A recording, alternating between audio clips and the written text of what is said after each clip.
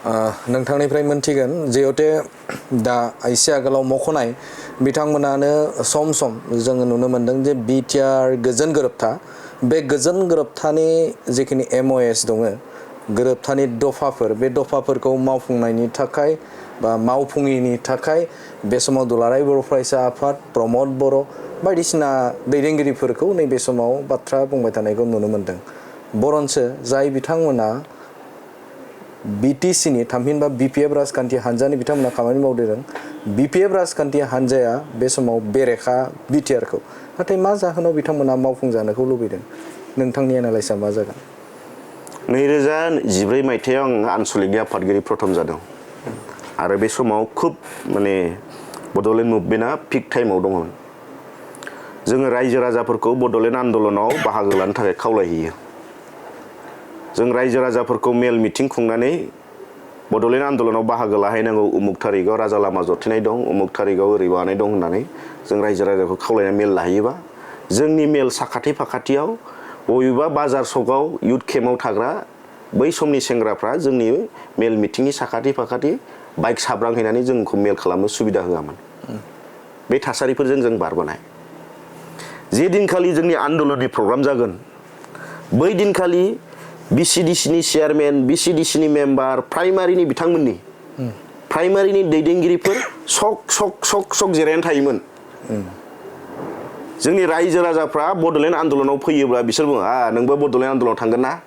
नोंनाथ' PMY नङा जाबायमोन लाबावदो नों नङा दाना दाननायनि बाथ्रा बुङोमोन ना बालाबाथिया फोराननाय बादि फोरानगोन नोंसोरखौ नोंसोर एबसुनि ना नोंसोर आन्दलनाव थांगोन ना बै समाव जोंनि आन्दलनाव मानसि खम मालाबा खम जायो थोजासे जायैया बेनोमोन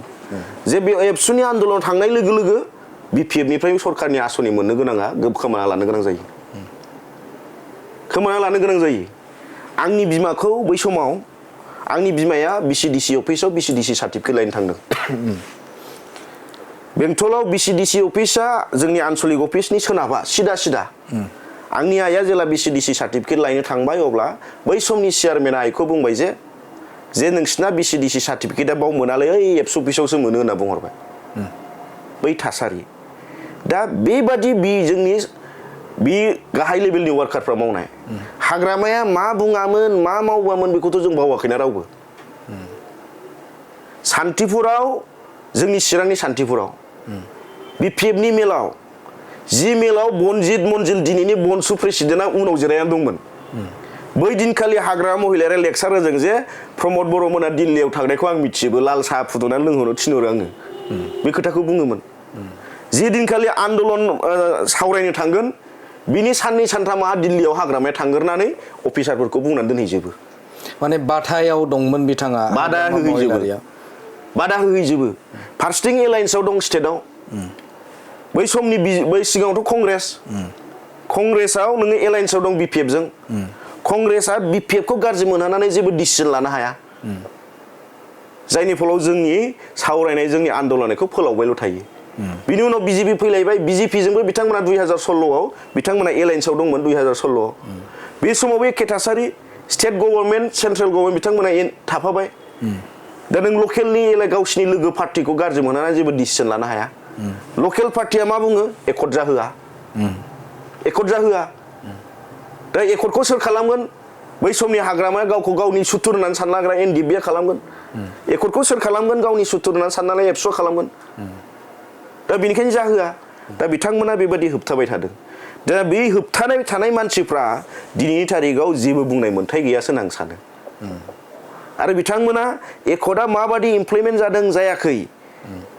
बे बाथ्राखौ बिथांमोना जेबो बेसिक नलेज बिथांमोनाव इनफरमेसन जेबो गैया आङो निजे आंनि इनिसियेटिभआव आङो दा जे 60टा भिलेज हाबबाय फार्स्टनि सेरफांखौ बा मासबादखौ बारनानै 60टा भिलेज हाबबाय मा होनो सेसा दैसिम गहपुरनि ओरैसिम सौहैबाय बे गामिफ्रा बबे लाइनजों दङ बबेयाव दङ कानेक्टिं जाथावना जाथावाखै जादोंना जायाखै बे बुस्थुखौ आं निजे थांनानै नायबाय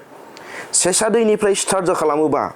खोला फारसे जिं गासिबो गामिफोरखौ बर्डार बादि सोजोबखाबाय कानेक्टिं जाजोबखाबाय आरो बेयाव 60टासो बुंदों नुनायाव खिन्थु FRC कमिटिखौनो सोदों जिहेतु मोनसे गामि जाबाय मोनसे एफआरसि कमिटियाव मोनबा 6टा 7टा सुबाफोर दङ गामिफोर दङ दा नोङो मोनसे बृहत जोंनाव रिभिनिउ भिलेज थाया होमबा रिभिनिउ भिलेजाव मोनब्रै मोनबा सुबा थायो मोनथाम मोनब्रै थिग बेबादिनो बैयावबो एफआरसि कमिटियानो मोनसे रिभिनिउ भिलेज जाबाय जिहेतु दा बेयाव बिनि सिङाव मा होनो मोनब्रै मोनबा गामि दङ दा बेफोरखौ नायोबा 60टाल' नङा खिन्थु बे स्ट्रेटेजिकेलि बेखौ 60टायाव दोनदों आरो बे स्ट्रेटेजिकेलि 60टा बुंनायाव बे बर' जाथिनि लाबनि थाखाय बुंदों दा बेखौ उल्थायै जोंनि बर'नि सुबुंफ्रा 60टाल' मानो सोखो होननानै बुंनांगौनि खुनु गोनांथि गैयामोन गोनांथि गैया बेखौ सापर्टसो होनांगौ जियानो जि जायगाफोरखौ बिएससिनि एकर्डआव सोनो हायाखिसै जि जायगाखौ बिटिसिनि एकर्डआव सोनो हायाखिसै दिनै बिटिआर एकर्डनि गेजेरजों बे जायगाफोरखौ सोनो हानो नागिरदों बेयावथ' जों बर' फिसाया बयबो मददसो होनांगौ जों भारत सरकारखौ नारसिननांगौसो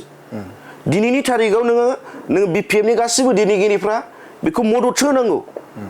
जे जोंबो दङ बाव जों बिटिसिआव बिरोधिब्लाबो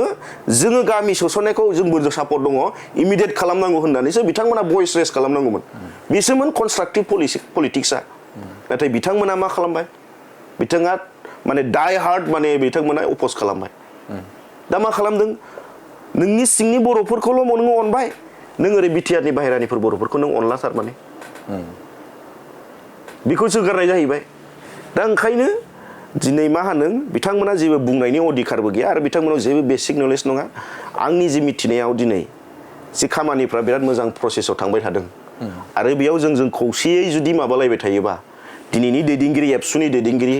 दिनैनि बिटिआर सरकारनि दैदेनगिरिफ्रा बेखौ स्ट्रेटेजिकेलि आरो मोजां पलिसिनि गेजेरजों बेखौ लांबाय थादों मानो होनबा दिनैनि जोङो मोनसे अबस्थायाव फैबाय जे जों गाव हारसिंबो थों थाबायलांनायनि अबस्थायाव गैला जोङो नोंनि आगदा आखि गोबां माबाफ्रा दंसै बै आगदा आखिखौबो समानै लांजोबाबा गाबोन जों आवगायनांगौआवनो जोङो हेंथा फैयो बेनिखायनो गासिबोखौबो बेलेन्सआव लांजोबनानै दिनै बे एकर्डफोरखौ इमप्लिमेन्ट खालामनायाव आवगायबाय थादों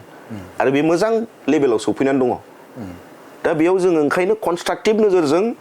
बेखौ मा होनो मददसो होलायनांगौ दङ दा जि नुबाय दिनै बे कनस्ट्राक्टिभ साजेसन कनस्ट्राक्टिभ अपिनियनफ्रा कास्टम प्रहलाद हाग्रामा जोङो इबोनाखि प्रमिला रानी ब्रह्म बायद' मोनबानिफ्राय बिथिंनिफ्राय मालाबाबो ओंखारगोनखौ आं नुहुराखिसै आरो